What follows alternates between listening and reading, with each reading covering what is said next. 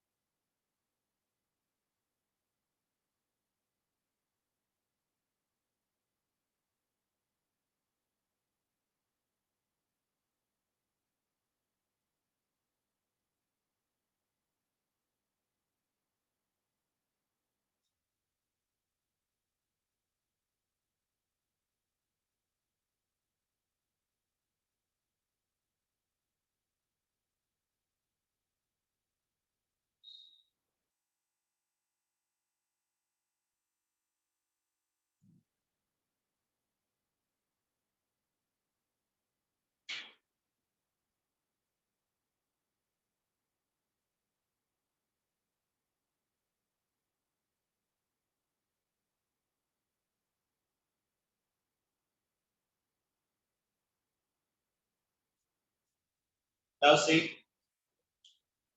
हमारे पास में अभी ये नया क्वेश्चन है, expression for angle of banking when vehicle moves along a bank curve road. ठीक है, तो जब व्हीकल बैंक कर्व रोड पे मूव करेगा तो उस समय पे उसका एक्सप्रेशन क्या होगा एंगल ऑफ बैंकिंग का, ये अभी हमको यहाँ पर जो है जानना है। तो उसके लिए हमें सबसे पहले एंगल ऑफ बैंकिंग जो है उसके बारे में पता होना चाहिए। देखिए, ये आपका हॉरिजॉन्टल प्लेन है, ये आपका हॉरिजॉन्टल प्लेन है रोड का, यानी ये हॉरिजॉन्टल प्लेन रोड है। अगर इसका आउटर एज मैंने थोड़ा सा रेस किया तो ये आपका हो जाएगा, ये अभी रोड बन जाएगा। So that is your incline plane.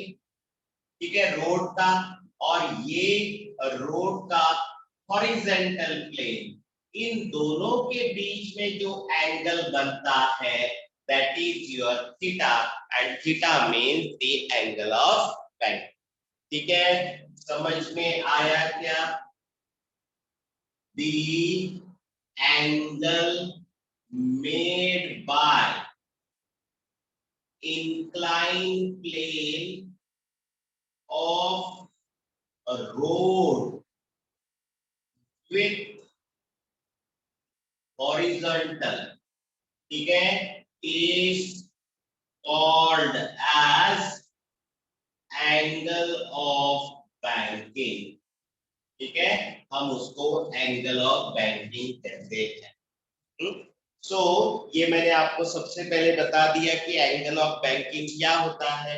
ये रोड का इंक्लाइन प्लेन है जब हम आउटर एज को रेस करते हैं। ठीक है, तो दिस इज इंक्लाइन प्लेन, और अगर दोनों लेवल सेम एज पे रहती है तो हॉरिजॉन्टल रोड, हॉरिजॉन्टल प्लेन, इन दोनों के बीच में जो एंगल बनता है that is your angle of banking, और हमें इसी का यहाँ पे एक्सप्रेशन देखना है। ठीक है, देखिए अब यहां पे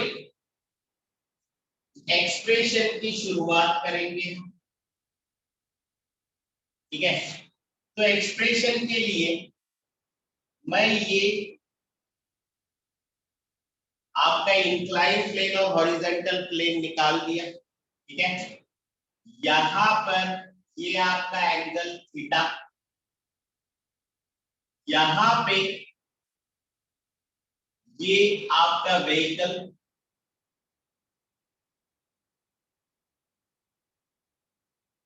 ये आपका व्हीकल, ठीक है, इंक्लाइन प्लेन पे मूव हो रहा है। ठीक है, ये इंक्लाइन प्लेन पे मूव हो रहा है। This is the centre of gravity point. ठीक है, जिसके बारे में मैंने कल डिस्कस किया था। ठीक है, और ये नॉर्मल रिएक्शन होगा ये। ठीक है, perpendicular to the road surface, this is your normal reaction N. यहां से नीचे की तरफ ये आपका वेट एम। ठीक है, So these two forces are acting on a vehicle when moving on a bank road. ठीक है, बैंक और रोड पे मूव होते हुए ये रोड सरफेस को परपेंडिकुलर है, दैट इज नॉर्मल रिएक्शन, और ये आपका यहाँ पर जो है वेट है इस व्हीकल का, और ये यहाँ पे हॉरिजेंटल है, हॉरिजेंटल प्लेन से नॉर्मल रिएक्शन इधर है, तो ये वाला जो एंगल बन रहा है दैट इज थीटा। ठीक है, तो इसके दो कंपोनेंट बनेंगे, ये हॉरिजेंटल से इतना इंक्लाइन है, यानी ये हॉरिजेंटल कंपोनेंट है n cos थीटा, और ये वाला कंपोनेंट है n sin थीटा। ठीक है, और फाइनली आप इसको ऐसे यहां पर इसको ऐसे ज्वाइन कर, ठीक है, क्योंकि हॉरिजेंटल से नॉर्मल रिएक्शन इतना इंक्लाइन है, इसीलिए इसका ये हॉरिजेंटल कंपोनेंट है, ये इसका वर्टिकल कंपोनेंट है। ठीक है, दिखते हुए ये वर्टिकल दिखेगा बट ये हॉरिजेंटल कंपोनेंट है, क्योंकि इसी के साथ एंगल बना हुआ। ठीक है, फिगर समझ में आया क्या? Yes sir. Yes sir. अब पहला पॉइंट है हमारा, कंसीडर ए व्हीकल। ये हमने एक व्हीकल लिया, ठीक है, मूव्स अलोंग बैंक रोड, ये बैंक रोड पे मूव हो रहा है ये वाला व्हीकल। ठीक है, और जब ये मूव हो रहा है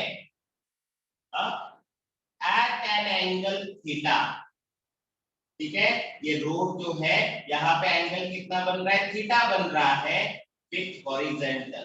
ठीक है, यहाँ पे इंक्लाइन प्लेन हॉरिजेंटल के साथ में थीटा एंगल बना रहा है एज शोन इन फिगर, ऐसा हम यहाँ पर,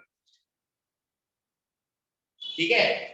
अब इसके बाद में यहां पर आप क्या लिखेंगे, यहां पर हम ये लिखेंगे कि हम ये कहेंगे कि व्हीकल जो है, व्हीकल आप अगर उसको पॉइंट मान ले, considering the vehicle to be a point, अगर आपने व्हीकल को पॉइंट माना और फ्रिक्शन इग्नोर किया, क्योंकि यहाँ पे निग्लेक्टिंग फ्रिक्शन लिखा हुआ है, ठीक है, तो अगर आपने यहाँ पे क्या किया है, इस व्हीकल को पॉइंट माना और फ्रिक्शन अगर इग्नोर किया, then other non-conservative forces, the other non-conservative forces are there, मतलब इस व्हीकल पे दूसरे नॉन कंजर्वेटिव फोर्सेस जो है एक्ट करेंगे। ठीक है, तो हम यहाँ पर ऐसे लिखेंगे कि consider a vehicle to be a point, मतलब पूरे व्हीकल को आपने पॉइंट माना और आप फ्रिक्शन इग्नोर कर रहे हो, ignoring friction, then other non-conservative forces, other non-conservative forces, ठीक है, जो दूसरे नॉन कंजर्वेटिव फोर्सेस है एक्ट्स ऑन व्हीकल। ठीक है, इस व्हीकल पे नॉन कंजर्वेटिव फोर्सेस एक्ट होंगे। इसमें से एक है आपका नॉर्मल रिएक्शन, पहला जो है वो है नॉर्मल रिएक्शन कैपिटल एन, जो कि रोड सरफेस को परपेंडिकुलर है। ठीक है, perpendicular to a road surface, and दूसरा है इस व्हीकल का खुद का वेट, इट्स वेट mg, और ये क्या है, एक्टिंग वर्टिकली डाउनवर्ड। ठीक है, ये दो नॉन कंजर्वेटिव फोर्सेस है जो कि इस व्हीकल पे एक्ट होंगे जब हम इस व्हीकल को एक पॉइंट समझेंगे। ठीक है, नाउ अब ये जो नॉर्मल रिएक्शन है, ये नॉर्मल रिएक्शन जो है ये दो कंपोनेंट में रिजॉल्व हो सर गई। दिख नहीं रहा है। हाँ? कुछ नहीं सर। ये जो नॉर्मल रिएक्शन है इसके दो कंपोनेंट बन रहे हैं क्योंकि ये हॉरिजॉन्टल से इंक्लाइन है, ठीक है। तो यहां पर आप ऐसा लिखेंगे, normal reaction capital N can be resolved into two components, ठीक है। दो कंपोनेंट में आपका नॉर्मल रिएक्शन रिजॉल्व हो गया। एक पहला कंपोनेंट है n cos थीटा, ठीक है। n cos थीटा जो है ये हॉरिजॉन्टल है, हॉरिजॉन्टल से ये वाला हॉरिजॉन्टल के साथ में है, तो हम यहां पर लिखेंगे along the horizontal, ठीक है। और दूसरा जो कंपोनेंट है that is n sin theta, ये आपका हॉरिजॉन्टल है, ठीक है, और ये उसको परपेंडिकुलर है, तो हम लिखेंगे परपेंडिकुलर टू दी हॉरिजॉन्टल, ठीक है। ये अभी हमने यहां पर लिख दिया। अब नेक्स्ट पॉइंट, अभी हमें इक्वल एंड अपोजिट फोर्सेस देखते हैं। देखिए ये n cos थीटा, उसके अपोजिट है आपका वेग, ठीक है। तो ये नॉर्मल रिएक्शन का हॉरिजॉन्टल कंपोनेंट है और ये आपका वेग है, ये दोनों एक दूसरे के इक्वल एंड अपोजिट है, तो इसीलिए हम कहेंगे the component n cos theta is balanced by n cos theta, ये किससे बैलेंस होगा, n cos theta is balanced by weight mg of vehicle, ठीक है। व्हीकल का जो वेट है वो n cos थीटा को बैलेंस कर देगा, so therefore n cos theta which is equals to mg, this is your equation number 1, ठीक है। और उसके बाद में अब इस व्हीकल का वेट बैलेंस हो गया। मैंने कल आपको बताया था अगर किसी भी व्हीकल का सर्कुलर मोशन होना है तो सबसे पहले तो उसका वेट बैलेंस होना चाहिए, और वेट बैलेंस होने के बाद में उस व्हीकल पे नेसेसरी सेंट्रीपेटल फोर्स एक्ट होना चाहिए, ठीक है। तो अभी इस व्हीकल का वेट तो बैलेंस हो गया, बचा है यहाँ पे ये vertical component n sin theta. ये n sin थीटा जो है ये बैलेंस करेगा या प्रोवाइड करेगा necessary centripetal force to vehicle, ठीक है। तो यहाँ पर हम ऐसा लिखेंगे the component n sin theta provides necessary centripetal force, ठीक है। अगर ऐसा है so therefore n sin theta equals to mv square upon r, mv square upon r आपका सेंट्रीपेटल फोर्स, ठीक है। अब ये आपका इक्वेशन नंबर 2, ये आपका इक्वेशन नंबर 1।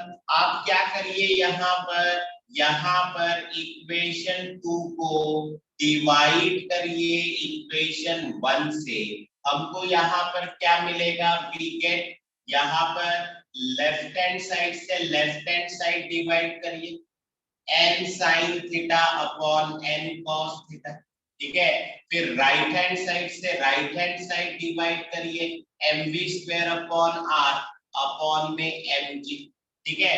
फिर ये n और n कैंसिल कर दीजिए, sin theta upon cos theta that is tan theta, ठीक है।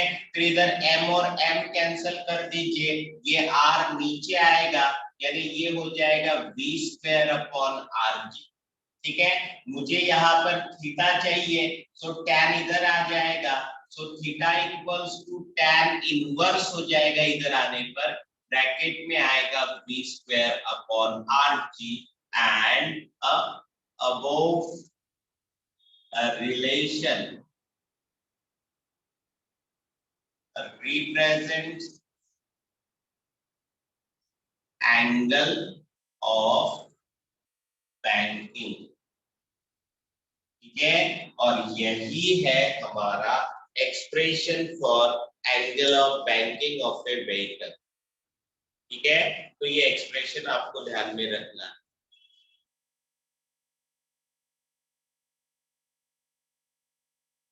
तो समझ में आया आपको एक्सप्रेशन? Yes sir. ये बोर्ड क्वेश्चन है बेटा, प्रीवियसली आस्क्ड क्वेश्चन है and this is the most important formula. कल मैंने टू व्हीलर के केस में भी आपको सेम फॉर्मूला बताया था, तो ये फॉर्मूला बहुत इंपॉर्टेंट है। साथ साथ में tan theta equals to v square upon rg, इसके बेस पे आपको एक और फॉर्मूला मिलता है, ये भी एक इंपॉर्टेंट फॉर्मूला है, v equals to under root rg tan theta. तो ये भी फॉर्मूला जो है ये आपको याद करना है बेटा, ये दोनों फॉर्मूले बहुत इंपॉर्टेंट है। समझ में आए क्या? Yes, sir. यस सर, समझ में आया। Take screenshot. ले लिया सर। ओके, नाउ कल मैंने आपको लोअर स्पीड लिमिट और अपर स्पीड लिमिट के बारे में बताया था। ठीक है, हाँ बताइए फिर लोअर स्पीड लिमिट कब ली जाती है? जब रोड 90 डिग्री पे बैंक्ड हो। जब आपका एंगल ऑफ बैंकिंग कितना रहता है? 90 डिग्री। और अपर स्पीड लिमिट के वक्त में 0 डिग्री। 0 डिग्री। क्योंकि रोड कैसा होता है उस समय पे? अनबैंड। अनबैंड। होता है, कल हमने ये चीज देख ली है। ठीक है, याद हो जाना चाहिए सर। जिस दिन का उस दिन पढ़ाई करो, क्योंकि जिस दिन का उस दिन पढ़ लेंगे आपको फिर से सिर्फ रिवाइज करना पड़ेगा। ठीक है, चलिए अब इसके बाद में यहाँ पर जो है हमें यहाँ पर देखना है need for lower and upper speed limit.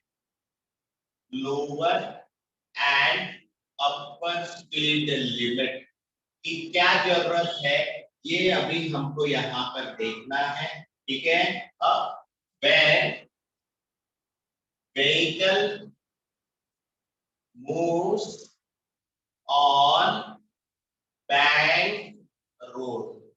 ठीक है, ये अभी सबसे पहला क्वेश्चन जो है ये अभी हमको यहाँ पर दिया हुआ है। ठीक है, और ये एक्सप्रेशन है। ठीक है, अब यहाँ पर लोअर और अपर स्पीड लिमिट की जरूरत क्यों है, ये अभी हमको यहाँ पर जानना है। ठीक है, तो ये हमेशा ध्यान में रखना है। मैंने अभी आपको स्पीड का एक फॉर्मूला बताया था, v equals to under root r g tan theta.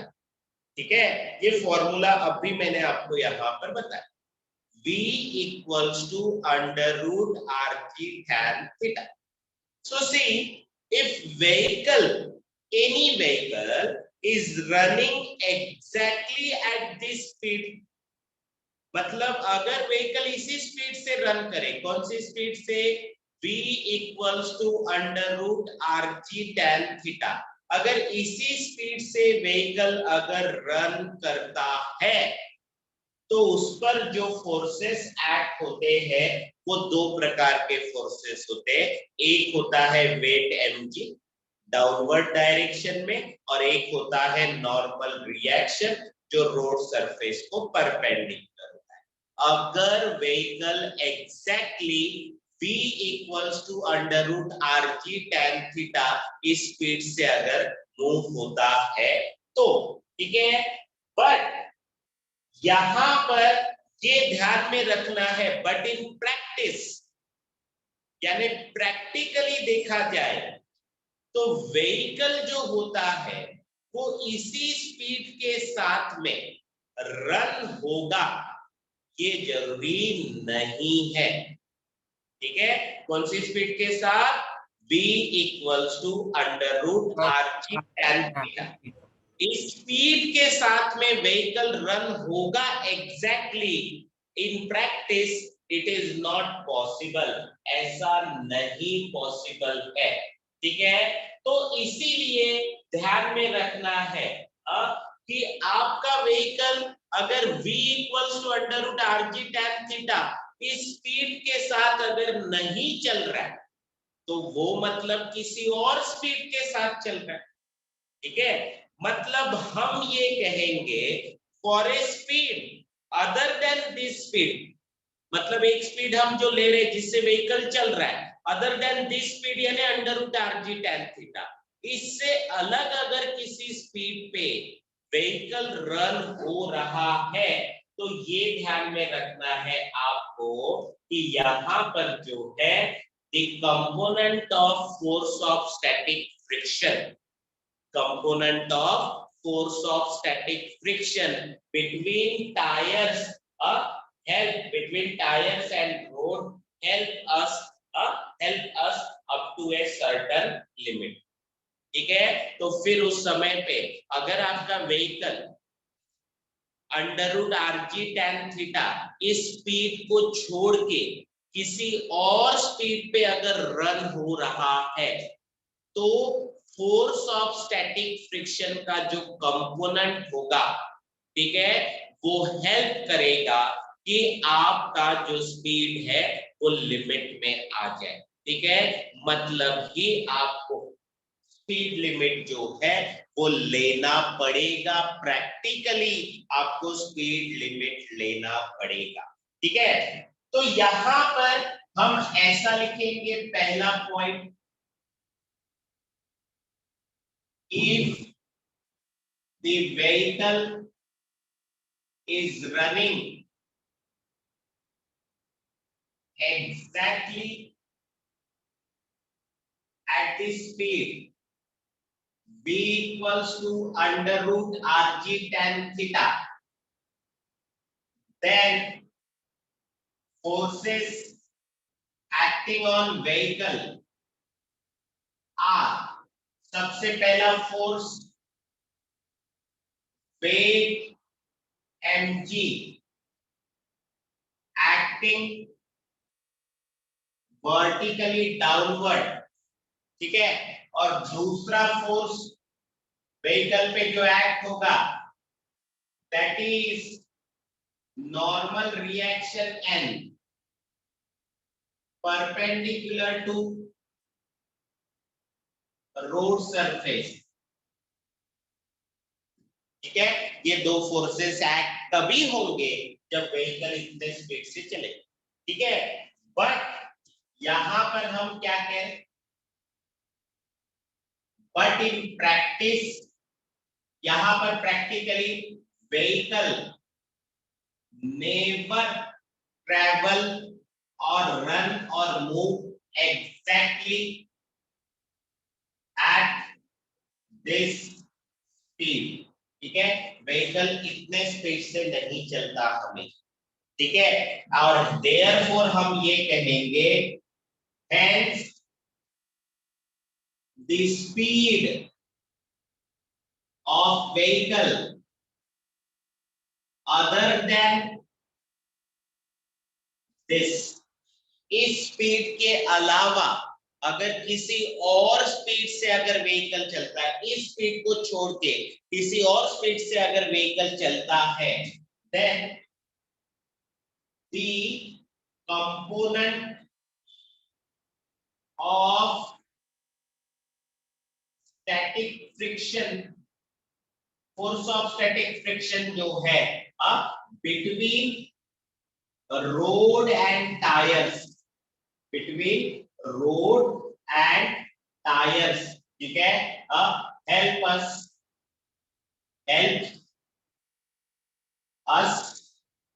to certain limit। ठीक है।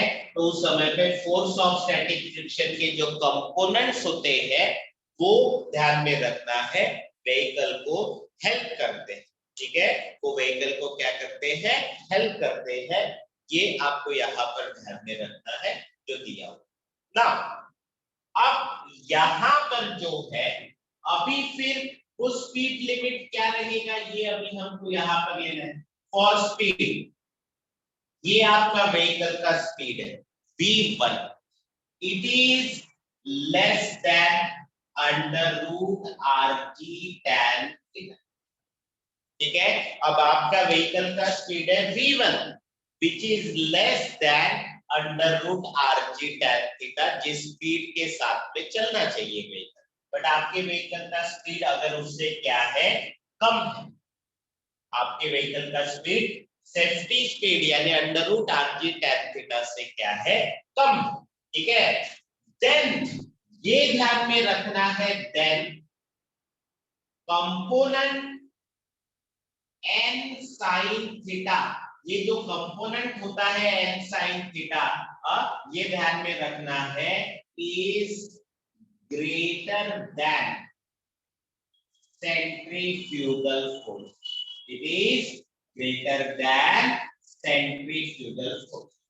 ठीक है, अगर आपके व्हीकल का स्पीड v1 है और वो less than √rg tan theta यानी सेफ्टी स्पीड से भी आपका व्हीकल का स्पीड अगर कम है, तो जो आपका n sin थीटा कंपोनेंट जो होता है वो सेंट्रीफ्यूगल फोर्स से क्या रहता है, ज्यादा रहता है। ठीक है, तो अगर ऐसा है तो हम क्या लिखेंगे, दैट इज mv² is यहां पर ये दिया हुआ है is less than n sin theta is greater than centrifugal force यानी mv²/r, ये आपका सेंट्रीफ्यूगल फोर्स है, it is less than n sin theta. ठीक है, it is less than n sin theta. ठीक है, अब यहां पे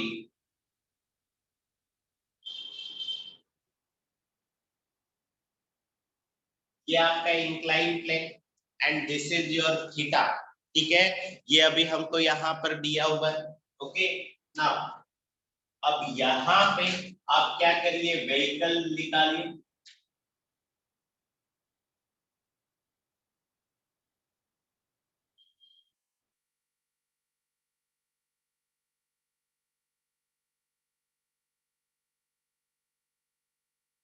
ये आपका व्हीकल हो गया यहाँ पर। ठीक है, उसके बाद में ये आपका सीजी पॉइंट, ये आपका नॉर्मल रिएक्शन। ठीक है, यहाँ पर ये आपका n cos थीटा, ये आपका n sin थीटा। ठीक है, यहाँ पर ये वाला एंगल जो है ये थीटा होगा। ठीक है, अब ये ध्यान में रखना है आपको कि यहाँ पर स्टैटिक फ्रिक्शनल फोर्स अपवर्ड रहेगा, ये आपका स्टैटिक फ्रिक्शनल फोर्स हुआ, दैट इज Fs। ठीक है, तो ये स्टैटिक फ्रिक्शनल फोर्स जो है इसके दो कंपोनेंट बनेंगे। ठीक है, ये दो कंपोनेंट बने, that is Fs cos theta और यहाँ पर ये Fs sin थीटा और वेट आपका नीचे mg। ठीक है, अब जब आपके व्हीकल का स्पीड √rg tan थीटा से ज्यादा नहीं है, व्हीकल का स्पीड √rg tan थीटा से ज्यादा नहीं है, उस केस में static frictional force upward direction में होगा और उसके दो कंपोनेंट रहेंगे, एक होगा Fs cos थीटा और दूसरा होगा Fs sin थीटा। समझ में आया क्या? Yes, sir. Yes, sir. अब देखिए बेटा, अभी करना क्या है, अभी आपको यहाँ पर जो है, यहाँ पर जो अपवर्ड फोर्स है वो देखना है। देखो यहाँ पर दो दो अपवर्ड फोर्स है, एक है n cos थीटा और एक है Fs sin थीटा, ये दोनों अपवर्ड है और उनकी अपोजिट है आपका mg। ठीक है, यानी यहाँ पर जो है हम क्या लिखेंगे, यहाँ पर हम ये लिखेंगे कि n cos theta and fs sin theta acting vertically upward, ठीक है, balances weight mg of vehicle, ठीक है, क्योंकि ये दोनों अपवर्ड फोर्स और ये दोनों अपवर्ड फोर्स जो है ये एक ही डायरेक्शन में है, तो ये दोनों फोर्स मिला के वेट को क्या करेंगे, बैलेंस करेंगे। तो यहाँ पर आपके पास में आएगा n cos theta plus fs sin theta which is equals to mg। ये ऐसा आपका यहाँ पर पहला रिलेशन आएगा, ठीक है। और फिर ये वाला जो रिलेशन है इसमें हम सिर्फ mg का रिलेशन ये बना दिए, ठीक है। This is your equation number 1, ठीक है। और अभी ये दोनों है, इधर साइड में n sin थीटा, इधर साइड में fs cos थीटा, इधर n sin थीटा, इधर में fs cos थीटा, ये दोनों जो है ये दोनों एक दूसरे के अपोजिट है। तो यहाँ पर जो है ये दोनों फोर्सेस जो है, the forces n sin theta and fs cos theta, ये दोनों जो है विल, यहाँ पर ये दोनों क्या करेंगे, विल प्रोवाइड और टेयर द नेसेसरी सेंट्रीपेटल फोर्स, ठीक है। ये दोनों जो है ये नेसेसरी सेंट्रीपेटल फोर्स यहाँ पर प्रोवाइड करेंगे, ठीक है। तो ये n sin थीटा इधर है और ये fs cos थीटा उसके अपोजिट डायरेक्शन में है, ठीक है। तो ये n sin theta minus fs cos theta, ठीक है। और यहाँ पर जो है सॉरी n sin थीटा, ठीक है, इसी के डायरेक्शन में आपका mv square, sorry n sin theta यहाँ पर इस साइड में, ठीक है, इसमें से ये आपको माइनस करना पड़ेगा, यानी यहाँ पर आपके पास में रिलेशन क्या आएगा सबसे पहले, ये जो है ये दोनों एक दूसरे के अपोजिट है, ठीक है। तो एक पॉजिटिव रहेगा तो दूसरा नेगेटिव आएगा, n sin theta minus fs cos theta will provide mv square upon r, क्योंकि यहाँ पर ये दोनों अपवर्ड थे, एक ही डायरेक्शन में थे इसलिए इनका प्लस हुआ, बट ये दोनों एक दूसरे के अपोजिट डायरेक्शन में, इसलिए इन दोनों का जो सब्ट्रैक्शन बनके जो फोर्स बनेगा that is your centripetal force. तो ये आपका यहाँ पर रिलेशन बना, this is your equation number 2। यहाँ तक समझा क्या? Yes, sir. नाउ अब आप क्या करिए, यहाँ पे हमें यहाँ पर अभी इक्वेशन नंबर 2 से इक्वेशन नंबर 1 को डिवाइड करना है। Equation 2 divide by equation 1 we get, ठीक है, लेफ्ट हैंड साइड से लेफ्ट हैंड साइड डिवाइड करो, 2 से 1 को डिवाइड करना है, n sin theta minus fs cos theta upon में n cos theta minus n cos theta plus fs sin theta which is equals to right hand side से right hand side divide करो, mv square upon r upon में mg, ठीक है। अब ये m और ये m यहाँ पर कैंसिल हो गया, ये r यहाँ पर नीचे जाएगा। अब हमारे पास में रिलेशन क्या आएगा, अभी यहाँ पर रिलेशन क्या आएगा ये अभी हमको यहाँ पर देखना है, ठीक है। तो यहाँ पर जो रिलेशन हमारे पास में आएगा that is n sin theta minus fs cos theta upon में यहाँ पर n cos theta plus fs sin theta which is equals to v square, ये r नीचे गया, ये rg हो गया। ठीक है, यहां तक समझ में आया क्या?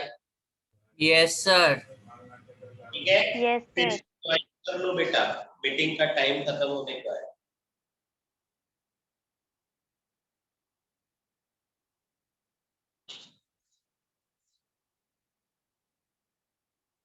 चेतन सर, इसी को कंटिन्यू करना है क्या?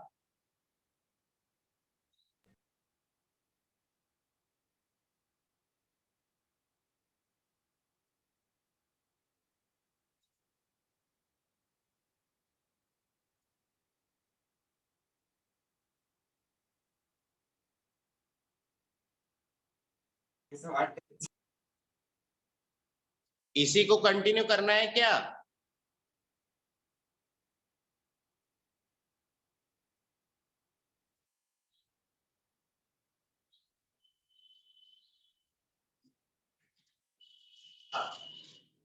आगे सब जन?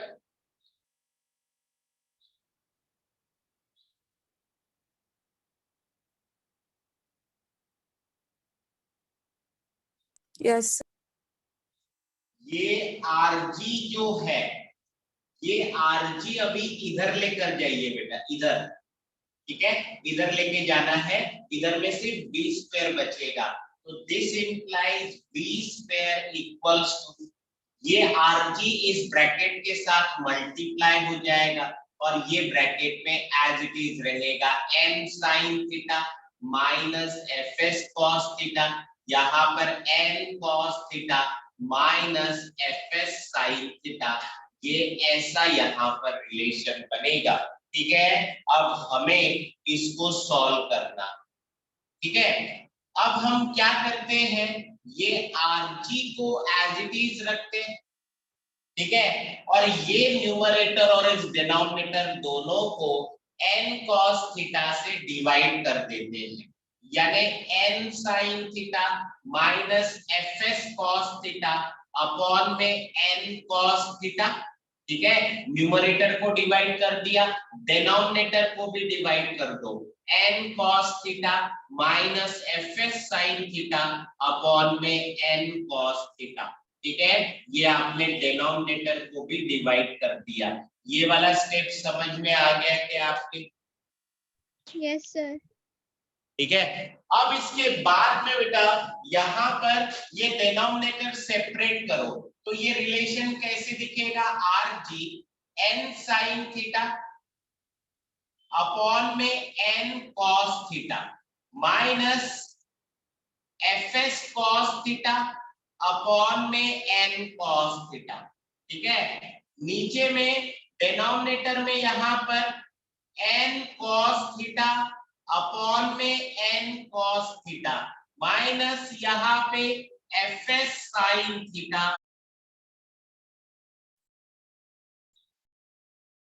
अब यहाँ पे ये जो है n और n कैंसिल हो गया, cos थीटा कैंसिल हो गया, यहाँ पे n cos थीटा ये कैंसिल हो गया।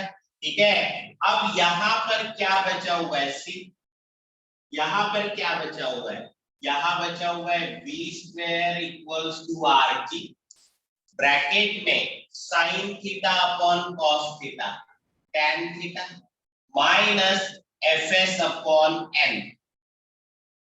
ठीक है, डिवाइड बाय में नीचे में n cos थीटा कैंसिल हो गया, इधर आया 1 माइनस यहाँ पे ये आया fs sin theta upon cos theta tan theta upon में n, ये ऐसा आपके पास में रिलेशन आया। ठीक है, ये समझ में आया अभी? Yes sir. Yes, sir. Force of static friction जो होता है वो होता है coefficient of static friction into normal reaction. Fs का जो वैल्यू होता है वो μs इनटू n होता है। ठीक है, जो कि मैं आपको बता चुका हूं, तो यहाँ पर Fs की जगह पे, यहाँ पे Fs की जगह पे μs इनटू n आएगा। So therefore b square equals to rg. यहाँ पर ये tan थीटा माइनस fs की जगह पे mu s into n upon में n डिवाइड बाय में यहाँ पर 1 माइनस यहाँ पे mu s into n into tan theta upon में यहाँ पर n। ठीक है, ये ऐसा हो गया। अब ये n कैंसल, ये n कैंसल, फाइनली यहाँ पर आया b square equals to rg tan theta minus mu s upon में 1 minus mu s tan theta. ये आपका यहाँ पर b स्क्वायर का रिलेशन आया।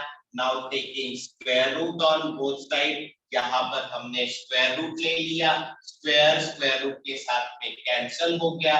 सो विच इज इक्वल्स टू, यहाँ पर फाइनली हमारे पास में रिलेशन आएगा b equals to under root में rg tan theta minus mu s upon में 1 minus mu s tan theta.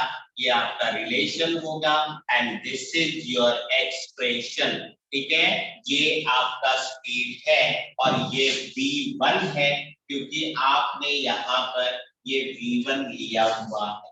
ठीक है, तो ये है आपका v1। अगर आपके व्हीकल का speed under root rg tan theta से कम है तो उसका रिलेशन ये रहेगा। ठीक है, समझ में आया क्या? Yes, sir. Yes, sir. Yes, sir. ये वाला यहाँ से ये दो रिलेशन दिए, डायरेक्टली ये वाला स्टेप दिया है बोर्ड में, तो आप क्या करेंगे, आप जैसे लिखना है आप लिख सकते हो। ये दोनों को डिवाइड करके डायरेक्टली ऐसा भी लिखेंगे तो चलेगा, या फिर ऐसा एलाबोरेट करके लिखेंगे तभी भी चलेगा। मुझे ये बताना था कि ये कैसे आया रिलेशन, इसीलिए मैंने ये इतना सॉल्व किया है। समझ में आया क्या आपको भी? Yes, sir.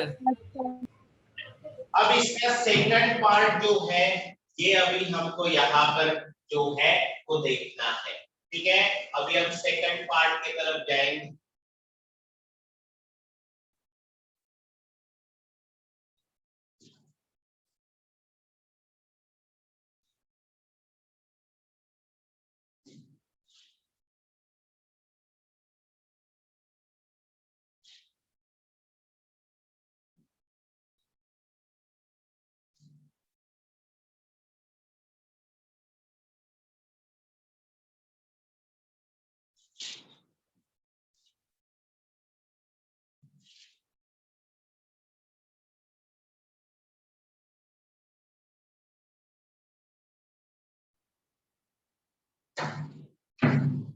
अब हम यहाँ पे सेकंड पार्ट की तरफ जाने वाले हैं। ठीक है,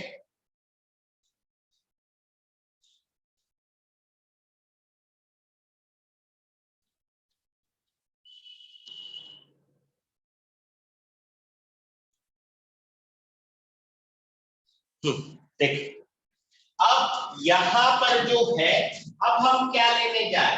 ठीक है, यहाँ पर ये ध्यान में रखना है कि ये जो अभी हमारा रिलेशन जो हमने देखा, ये आपका मैक्सिमम स्पीड का जो है वो रिलेशन था। ठीक है, फॉर मैक्सिमम स्पीड हमने ये रिलेशन यहाँ पर जो सॉल्व किया। अब हम यहाँ पर जो है अभी हम सेकंड पार्ट ले रहे हैं। अब हम व्हीकल का स्पीड ले रहे हैं v2। अभी हमने स्पीड लिया था v1, अब हम व्हीकल का स्पीड ले रहे हैं v2, और ये जो v2 स्पीड है ये under root rg tan theta से जो है ये ज्यादा है। Under root rg tan theta से आपका v2 ये वाला स्पीड क्या है, ज्यादा है। ठीक है, तो अगर ऐसा है तो देन ये ध्यान में रखना है अभी आपको, then the component n sin theta ये यहाँ पर लेस देन रहेगा, लेस देन सेंट्रीफ्यूगल फोर्स। ठीक है, ये सेंट्रीफ्यूगल फोर्स से क्या रहेगा, लेस रहेगा। अगर आपका स्पीड, व्हीकल का speed under root r g tan theta से ज्यादा है तो आपका n sin theta component centrifugal force से कम रहेगा। और उस केस में हमारा स्टैटिक फ्रिक्शनल फोर्स जो है, स्टैटिक फ्रिक्शनल फोर्स अब नीचे की तरफ रहेगा। ये आपका व्हीकल है,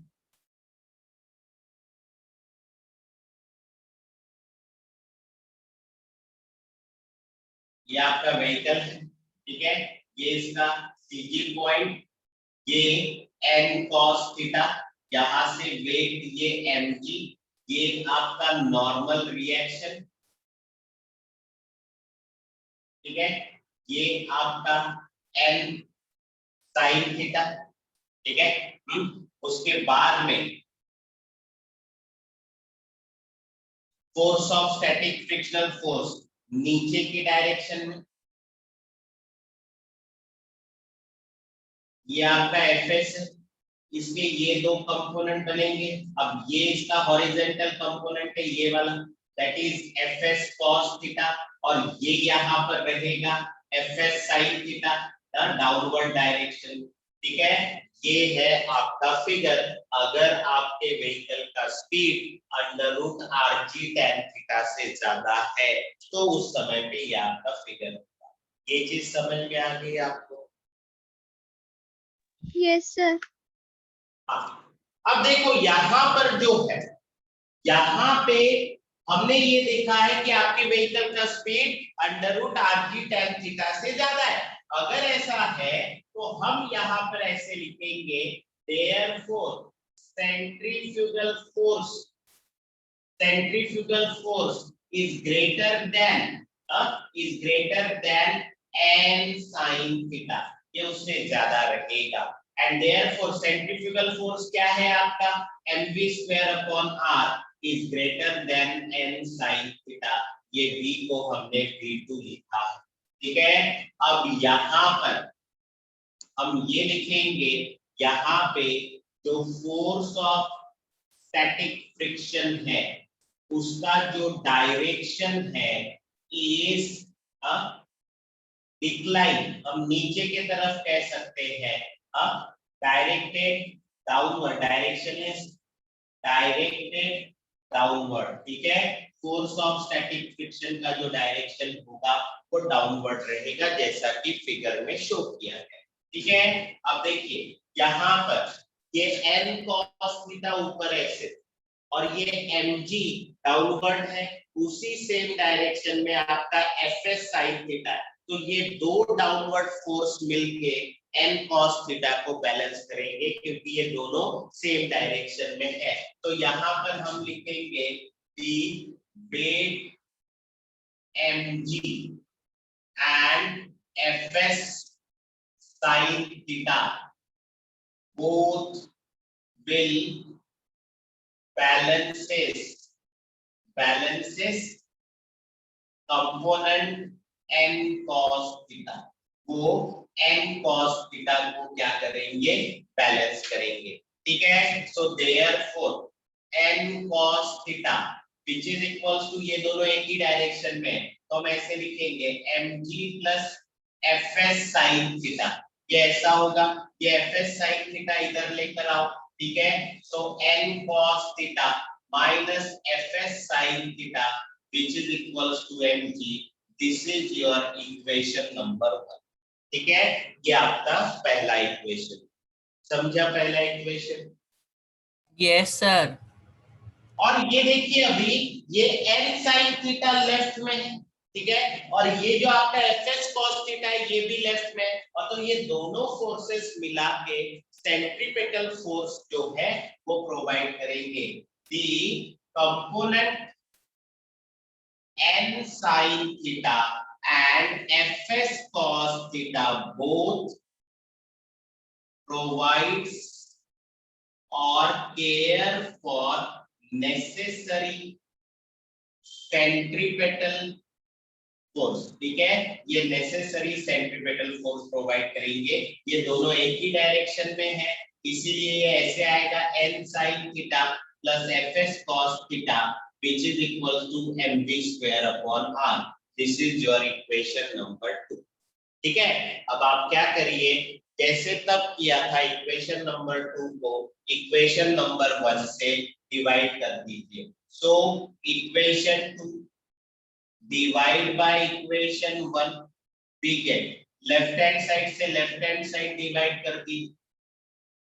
n sin theta plus fs cos theta upon n cos theta minus fs sin theta. इसको ब्रैकेट कर दीजिए.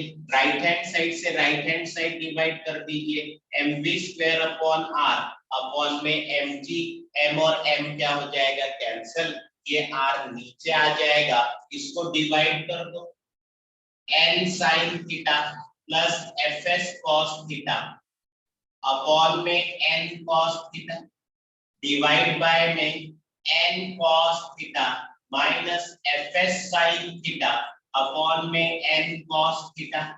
न्यूमरेटर और डिनोमिनेटर दोनों को डिवाइड कर दिया और यहाँ पर आएगा v स्क्वायर अपॉन rg. ये आपका v2 है. ठीक है, ये अभी rg आप इधर लेकर जाइए. अब हमारे पास में यहाँ पर क्या आएगा रिलेशन, rg इधर जाएगा. So v2 square equals to rg. Bracket में आया है आपके n sin theta plus fs cos theta upon में n cos थीटा अपॉन यहाँ पर n cos theta minus fs sin theta upon में n cos थीटा. ठीक है, ये आपका रिलेशन है. ठीक है, अब आप डिनोमिनेटर सेपरेट कर दीजिए दोनों केस में. ठीक है, डिनोमिनेटर सेपरेट कर दीजिए. rg n sin theta upon n cos theta plus fs cos theta upon में n cos थीटा. ठीक है, नीचे में यहाँ पर भी सेपरेट कर दीजिए. n cos theta upon n cos theta minus fs sin theta upon में n cos थीटा. ये ऐसा हो जाएगा. ठीक है, नाउ n और n cancel. sin theta upon cos theta tan theta plus cos theta cancel. यहाँ पर बचा है fs अपॉन n. नीचे में n cos थीटा कैंसिल, बचा है 1 minus fs sin theta upon cos theta tan theta upon में यहाँ पर n. ठीक है, ये ऐसा आपके पास में यहाँ पर रिलेशन. ठीक है, बट हम ये जानते हैं ना कि fs equals to mu s into n होता है. fs force of static friction जो होता है वो म्यू s इनटू n होता है. तो fs की जगह क्या आएगा, यहाँ पर म्यू s इनटू n आएगा. तो यहाँ पर आएगा v2 square equals to rg tan theta plus mu s into n upon में n अपॉन में यहाँ पर 1 minus mu s into n into tan theta upon में n. fs की जगह म्यू s इनटू n लिखा. अब ये n कैंसिल, ये n कैंसिल. यहाँ पर आएगा v2 square equals to rg tan theta plus mu s upon में 1 minus mu s into tan theta. Now taking square root, अगर आपने यहाँ पे स्क्वायर रूट ले लिया तो ये यहाँ पर कैंसिल होगा और फिर बचा हुआ जो रहेगा ये आपका रिलेशन आएगा. So v2 equals to under root rg tan theta plus mu s upon में 1 minus mu s into tan theta. और ये है आपका फाइनल रिलेशन.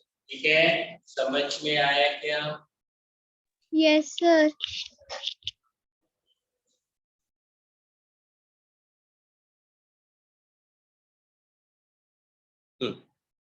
ठीक है, तो ये आपका फाइनल रिलेशन है. Under root rg tan theta plus mu s upon में 1 minus mu s into tan theta. अगर आपके व्हीकल का speed under root rg tan theta से ज्यादा है तो ये आपके व्हीकल का स्पीड होगा. और अगर आपके व्हीकल का speed under root rg tan theta से कम है तो वो भी मैंने आपको निकाल के दे दिया है. ये है हमारा topic, need for a upper speed limit and lower speed limit क्या रहता है, ये मैंने यहाँ पर क्लियर कर दिया है। ठीक है, अब तो आप मुझे बताइए यहाँ पर आपको ये टॉपिक समझ में आया क्या? Yes, sir. Yes, sir. ये जो है आपके टेक्स्टबुक इसमें सॉरी आपके नोट्स में ये क्वेश्चन दिया हुआ है। ठीक है, अब जो आपके नोट्स है उसमें ये क्वेश्चन दिया है और ये बोर्ड क्वेश्चन है। ये एक्सप्रेशन है maximum speed along a bank curve road, maximum speed along bank curve road. पहला जो केस है जब आपका speed under root RG tan theta से कम है, दूसरा केस है जब आपका speed under root RG tan theta से क्या है, ज्यादा है। ठीक है, और इसी से आपका लोअर और अपर स्पीड लिमिट जो है वो जुड़ा हुआ है। ठीक है, अब तो कब कौन सा स्पीड रहेगा वो आप उस क्वेश्चन में पढ़ना है। ये बहुत ही इंपॉर्टेंट क्वेश्चन था जो मैंने आपको यहाँ पर बताया। ठीक है, अब ये भी बोर्ड क्वेश्चन है बेटा, ध्यान में रखना है। ठीक है, ये बोर्ड क्वेश्चन है।